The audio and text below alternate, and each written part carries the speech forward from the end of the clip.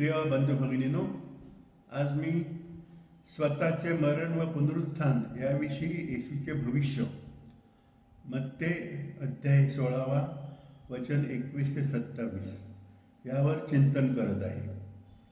मत्तेच्या शुभ वर्तमानातील या परिच्छेदात येशूने आपल्या स्वतःचे मरण व पुनरुत्थान याविषयीचे भविष्य वर्तविले हे आपण पाहतो. येशूने आपल्या शिष्यांना समजावून सांगायला सुरुवात केली की यरुशलेमला जाण्याची आणि वडील, मुख्य याजक व नियमशास्त्राचे शिक्षक यांच्याकडून अनेक दुःखे सोसण्याची वेळ आली आहे आणि त्याला ठार मारली जाईल व तो तिसऱ्या दिवशी पुन्हा जिवंत होईल.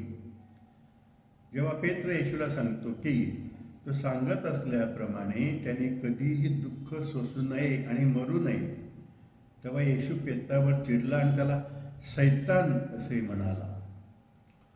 त्यांनी त्याला सांगितले की त्याला केवळ मानवी चिंतांची काळजी आहे, मानव जातीच्या तारणासाठी परमेश्वराने काय योजना आखली आहे याची नाही.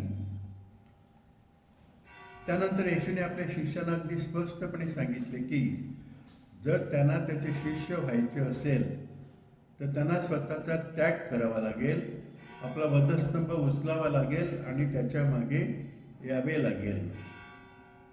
मग येशूने आपल्या शिष्यांना वचन दिले की जे कोणी स्वतःचा त्याग करतील, आपला वधस्तंभ उचलतील आणि त्याच्या मागे येतील, त्यांना जेव्हा मनुष्यपुत्र आपल्या पित्याच्या गौरवात येईल तेव्हा त्यांच्या कर्मांनुसार प्रतिफळ मिळेल. येशूने आपल्या स्वतःचे मरण व पुनरुत्थान याविषयीचे भविष्य वर्तविले. यावरील माझ्या मननाची सुरुवात मी एका राजाच्या हृदयस्पर्शी कथेने करू इच्छितो. त्या राजाने आपल्या प्रजेला असे सांगितले की त्यांच्या जीवनात केलेल्या कर्मांनुसार त्यांना योग्य वेळी प्रतिफळ दिले जाईल. कथा: एक अतिशय शक्तिशाली राजा होता. त्याने आपल्या राज्यातील लोकांना बोलावून सांगितले की त्याला काही विश्वसनीय सूत्रांकडून असे कळले आहे की लवकरच त्याला शत्रूच्या हवाली केले जाईल आणि त्याला दुःख भोगावे लागेल व ठार मारले जाईल व तो पुन्हा जिवंत होईल. परंतु राजाने त्याच्या आणि जे त्याचे अनुसरण करण्यास तयार होते त्यांच्या भविष्यात काय होणार आहे याबद्दल जे सांगितले होते ते काही लोकांना आवडले नाही. म्हणून त्यांनी राजाच्या बोलण्याला विरोध केला आणि त्याला स्पष्टपणे सांगितले की त्याच्या बाबतीत असे काही घडावे हे त्यांना आवडणार नाही. पण राजा त्या कुरकुर करणाऱ्या लोकांमुळे नाराज झाला आणि त्याने त्यांना स्पष्ट शब्दात सांगितले की जर त्यांना त्याचे अनुसरण करायचे असेल तर त्यांना त्याच्या पावलांवर पाऊल ठेवून चालावे लागेल आणि त्याच्यासारखेच दुःख भोगावे लागेल व मरावे लागेल. त्याने आपल्या लोकांना आश्वासन दिले की जर ते त्याचे अनुसरण करण्यासाठी शत्रूच्या हवाली होण्यास, दुःख भोगण्यास आणि मरण्यासही तयार असतील तर त्यांनी आपल्या आयुष्यात केलेल्या कर्मांनुसार योग्य वेळी त्यांना प्रतिफळ दिले जाईल. संदर्भ: फादर पॅट्रिक यांच्या बायबल संबंधी चिंतनासाठीच्या कथा. त्यावेळेपासून येशूने आपल्या शिष्यांना समजावून सांगायला सुरुवात केली की त्याला यरुशलेमला जावे लागेल आणि वडील, मुख्य याजक व नियमशास्त्राचे शिक्षक यांच्याकडून पुष्कळ दुःख सोसावे लागेल आणि त्याला ठार मारले जाईल व तिसऱ्या दिवशी तो पुन्हा जिवंत होईल.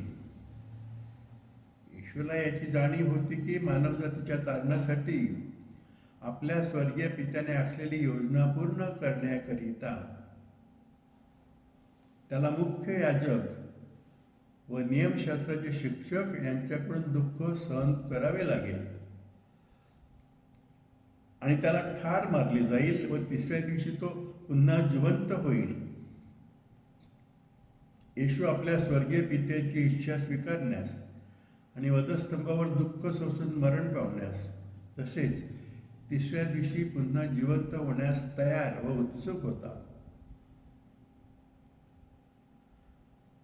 त्याच्या स्वर्गीय पित्याने मानवजातीसाठी तयार केलेली तारणाची योजना पूर्ण करण्यासाठी हे दुःख आणि वधस्तंभावरचा मृत्यूही सहन करण्यास तो घाबरला नाही. येशू आपल्या स्वर्गीय पित्याच्या या योजनेचा एक भाग होण्यास तयार होता आणि त्यासाठी तो वधस्तंभावर दुःख सोसण्यास व मरण पावण्यास तयार होता. मानव जातीला पापापासून वाचवण्यासाठी परमेश्वराच्या योजनेत सहभागी होण्यास आपणही तयार असले पाहिजे आणि या योजनेचा भाग होण्यासाठी दुःख सोसण्यास व अगदी मरण पत्करण्यासही तयार असले पाहिजे आणि इतरांनाही तसेच करण्यास शिकवले पाहिजे. पेत्राने त्याला बाजूला नेले आणि त्याला तो दोष देऊ लागला. तो म्हणाला, अजिबात नाही प्रभू, तुमच्या बाबतीत असे कधीही घडणार नाही. त्यावेळेपासून येशूने आपल्या शिष्यांना समजावून सांगायला सुरुवात केली की त्याला येरुशलेमला जावे लागेल आणि वडील, मुख्य याजक व नियमशास्त्राचे शिक्षक यांच्याकडून पुष्कळ दुःख सोसावे लागेल. त्याला ठार मारले जाईल व तिसऱ्या दिवशी तो पुन्हा जिवंत होईल. येशूला याची जाणीव होती की मानव जातीच्या तारणासाठी आपल्या स्वर्गीय पित्याने आखलेली योजना पूर्ण करण्याकरिता त्याला मुख्य याजक व नियमशास्त्राचे शिक्षक यांच्याकडून दुःख सोसावे लागेल. त्याला ठार मारले जाईल व तिसऱ्या दिवशी तो पुन्हा जिवंत होईल. येशू आपल्या स्वर्गीय पित्याची इच्छा स्वीकारण्यास आणि वधस्तंभावर दुःख सोसून मरण पावण्यास तसेच तिसऱ्या दिवशी पुन्हा जिवंत होण्यास तयार व इच्छुक होता. त्याच्या स्वर्गीय पित्याने मानवजातीसाठी तयार केलेली तारणाची योजना पूर्ण करण्यासाठी हे दुःख आणि वधस्तंभावरचा मृत्यूही सहन करण्यास तो घाबरला नाही. येशू आपल्या स्वर्गीय पित्याच्या या योजनेचा एक भाग होण्यास तयार होता आणि त्यासाठी तो वधस्तंभावर दुःख सोसण्यास व मरण पावण्यास तयार होता. मानव जातीला पापापासून वाचवण्यासाठी परमेश्वराच्या योजनेत सहभागी होण्यास आपणही तयार असले पाहिजे आणि या योजनेचा भाग होण्यासाठी दुःख सोसण्यास व अगदी मरण पत्करण्यासही तयार असले पाहिजे आणि इतरांनाही तसेच करण्यास शिकवले पाहिजे. पेत्राने त्याला बाजूला नेले आणि त्याला तो दोष देऊ लागला. तो म्हणाला, अजिबात नाही प्रभू, तुमच्या बाबतीत असे काहीही घडणार नाही. आपल्या प्रभू येशूला वधस्तंभावर दुःख आणि मृत्यू भोगावा लागेल हे ऐकून पेत्राला आनंद झाला नाही. म्हणून त्याने विरोध केला आणि येशूला फटकारले. त्याला सांगितले की असे त्याच्या बाबतीत कधीही घडू नये. पेत्राला माहीत होते की जर त्याचा प्रभू येशूला दुःख भोगावे लागणार असेल तर त्यालाही त्याच्याबरोबर दुःख भोगावे लागेल. शिवाय त्याला आणि इतर शिष्यांना असे वाटत होते की येशू हा तर मशीहा आहे, जो येऊन या पृथ्वीवर एक ऐहिक राज्य स्थापन करणार होता आणि त्याचे शिष्य व त्याचे अनुयायी या राज्याचे सदस्य असतील, जे त्यांच्यासाठी ऐहिक समृद्धी, संपत्ती, मालमत्ता, शांती, आनंद आणि इतर फायदे आणेल. जे एक ऐहिक राज्य सामान्यतः त्या राज्याचा भाग असलेल्या लोकांसाठी आणत असते. म्हणून पेत्र निराश आणि अस्वस्थ झाला आणि म्हणूनच त्याने येशूला फटकारायला सुरुवात केली आणि त्याला सांगितले की असे त्याच्या बाबतीत कधीही घडू नये. जरी त्याला येशूने दुःख भोगावे आणि मरावे असे वाटत नव्हते, तरी वास्तविक पाहता पेत्राला स्वतःलाही दुःख भोगायचे आणि मरायचे नव्हते. पेत्र येथे जीवनातील वेदना आणि दुःखापासून दूर राहण्याची मानवी प्रवृत्ती दर्शवत आहे. मानवी जीवनाचा अविभाज्य भाग असलेल्या वेदना आणि दुःखापासून आपण कधीही दूर पडू नये आणि आपल्या जीवनाचा अविभाज्य भाग असलेल्या वेदना आणि दुःखापासून दूर न पडायला इतरांनाही शिकवावे. येशू वळून पेत्राला म्हणाला, माझ्यापासून दूर हो सैताना, तू माझ्या अडखळण्याचे कारण आहेस. तू परमेश्वराच्या गोष्टींचा विचार करत नाहीस, तर केवळ मानवी गोष्टींचा विचार करतोस. येशू पेत्रावर नाराज झाला आणि त्यांनी त्याला शैतान म्हटले व त्याला सांगितले की परमेश्वराला मनुष्याने आपल्या जीवनात काय करावे असे वाटते याचा तो विचार करत नाही.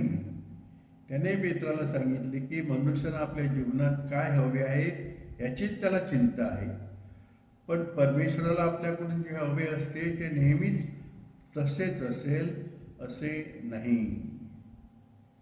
आपल्या जीवनात परमेश्वर आपल्याकडून जे अपेक्षित आहे तेच करण्याचा आपण नेहमी विचार केला पाहिजे आणि इतरांनाही तसेच करण्यास शिकवले पाहिजे. मग येशू आपल्या शिष्याला म्हणाला, ज्याला माझा शिष्य व्हायचे आहे त्याने स्वतःचा त्याग करावा, आपला वधस्तंभ उचलावा आणि माझ्या मागे यावे. येशू त्याचे शिष्य होऊ इच्छिणाऱ्यांना हे स्पष्ट करतो की जर त्यांना त्याचे शिष्य व्हायचे असेल तर त्यांना स्वतःचा त्याग करून आपला वधस्तंभ उचलून त्याच्या मागे यावे लागेल. दुसऱ्या शब्दात सांगायचे झाल्यास येशू त्याच्या मागे येऊ इच्छिणाऱ्यांना हे स्पष्ट करतो की जेव्हा ते येशूच्या मागे येण्याचा निर्णय घेतील तेव्हा त्यांना आपल्या ऐहिक इच्छा, महत्त्वाकांक्षा आणि संपत्तीचा त्याग करावा लागेल. त्यांच्या मार्गात येणाऱ्या सर्व अडचणींना तोंड देण्यासाठी तयार राहावे लागेल. आपण येशूचे शिष्य होण्याचा निर्णय घेण्यापूर्वी हे स्पष्टपणे समजून घेणे आवश्यक आहे आणि इतरांनाही स्पष्टपणे समजून घेण्यास शिकवावे. कारण जो कोणी आपले जीवन वाचू पाहतो तो ते गमावेल, पण जो कोणी माझ्यासाठी आपले जीवन गमावतो ते मिळवेल. येशू त्याला अनुसरू इच्छिणाऱ्यांना सांगतो की जर त्यांना त्याचे शिष्य व्हायचे असेल तर त्यांनी आपला जीव गमावण्यास तयार असले पाहिजे. तर जर त्यांनी आपला जीव वाचवण्याचा प्रयत्न केला तर ते तो गमावून बसतील. दुसऱ्या शब्दात सांगायचे झाल्यास येशू त्यांना हे स्पष्टपणे सांगत आहे की त्याचे शिष्य होणे सोपे नाही. त्यात अनेक कष्ट, अडचणी आणि मृत्यूचाही समावेश आहे. परंतु जर ते सर्व कष्ट, अडचणी आणि मृत्यू सहन करण्यास तयार असतील तर त्यांना प्रतिफळ म्हणून सार्वकालिक जीवन मिळेल. आपण हे समजून घेतले पाहिजे आणि जेव्हा आपण येशूचे अनुसरण करतो तेव्हा सर्व कष्ट, अडचणी आणि संभाव्य मृत्यू सहन करण्यास तयार असले पाहिजे व आपण इतरांनाही तसेच करण्यास शिकवावे. एखाद्याने संपूर्ण जग मिळवूनही आपला आत्मा गमावला तर त्याचा काय उपयोग? येशू त्यांना हेही सांगतो की परमेश्वराच्या राज्यातील जीवना इतके मौल्यवान दुसरे काहीही नाही आणि म्हणूनच आपण परमेश्वराच्या राज्यातील जीवनाची या जगातील कोणत्याही गोष्टीची अदलाबदल करू शकत नाही.